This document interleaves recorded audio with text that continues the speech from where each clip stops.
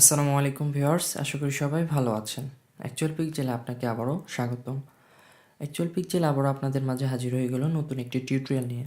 আজকের টপিকটি হলো কীভাবে ফেসের স্পটগুলো রিমুভ করবেন এবং ফেসটাকে খুবই গ্রোয়িং করবেন। তাই দেখতে থাকুন অ্যাকচুয়াল পিকজেল।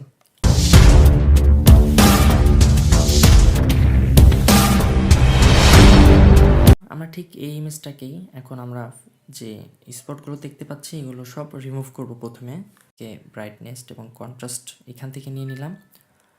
আমি ব্রাইটনেসটা কমিয়ে দেব, কন্ট্রাস্টটা বাড়িয়ে দিব যেন আমি স্পষ্টভাবে স্পটগুলো বুঝতে পারি। তারপরে স্পট হিলিং ব্রাশ টুল, আমি এই টুলটি ব্যবহার করব। এখন এই টুলটি নিয়ে যেখানে যেখানে স্পট আছে সে অংশে আমি ক্লিক করব। লেয়ার 1,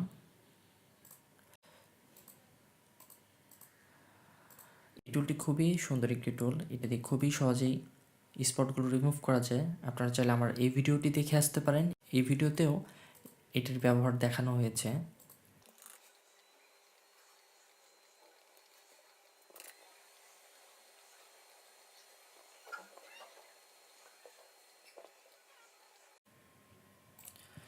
আমি আমার সাধ্যমতো স্পটগুলো রিমুভ করে দিয়েছি। এখন আমি চাচ্ছি এটা খুবই গ্রোয়িং করার জন্য এবং আরও এই স্পটগুলোর একটু নমুনা রয়ে গেছে সেগুলো হাইড করার জন্য। এখন পরবর্তী স্টেপ যেটা, আমি ঠিক এই লেয়ারটাকে কপি করে নেব।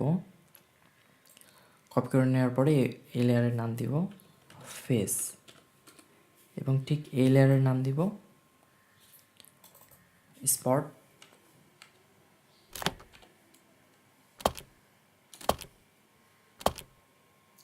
আমরা স্পট লেয়ার থেকে ফিল্টারে চলে যাব। ফিল্টার থেকে ব্লার থেকে গৌসিয়ান ব্লার। আমি এতটাই গৌসিয়ান ব্লার নেব যে পর্যন্ত গেলে ফেসের স্পটগুলো বোঝা যাবে না। আমি 35 নিয়ে নিলাম। ওকে, ফেস লেয়ারে চলে যাব। ফেস লেয়ার থেকে ইরাইজার টুল থেকে এখানে 100%, ফ্লো এটা 20%। আমি এখন এটা শুধু ফেসের উপর ডার্ক করে দেখতেই পাচ্ছেন ফেসটা খুবই সুন্দরভাবে স্পটগুলো হাইড করে দিচ্ছে।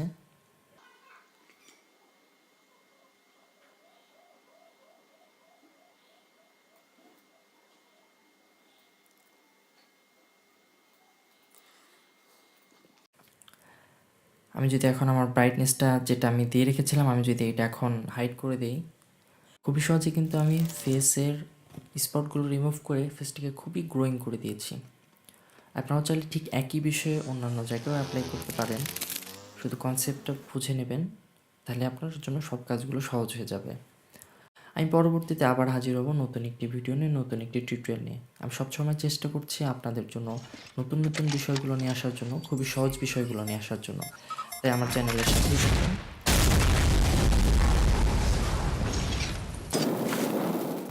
Remember one thing, never give up on your try.